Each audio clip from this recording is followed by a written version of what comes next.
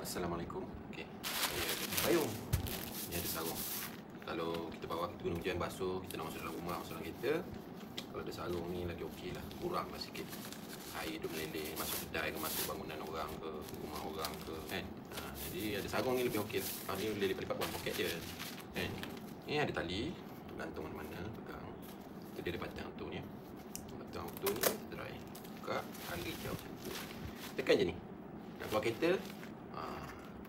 Okay, nice. Ni tutup. Okay. Tapi kalau nak buka, dia macam ni, dia tak boleh. Dia tak jadi spring dia. Dia biasanya dia kena tutup macam ni. Tekan dia baru dia tutup buka. Okay. Nak tutup balik, nak masuk dalam kereta, senang. Tekan je ni, masuk dia dalam kereta. Tarik balik. Lepas tu bungkus. Masuk ke dalam ni. Kalau kita kemaskan sikit. Okay. Terbaik. Untuk pembelian, boleh tekan button di bawah. Jangan lupa komen, like, share serta follow. Terima kasih kerana support. Assalamualaikum.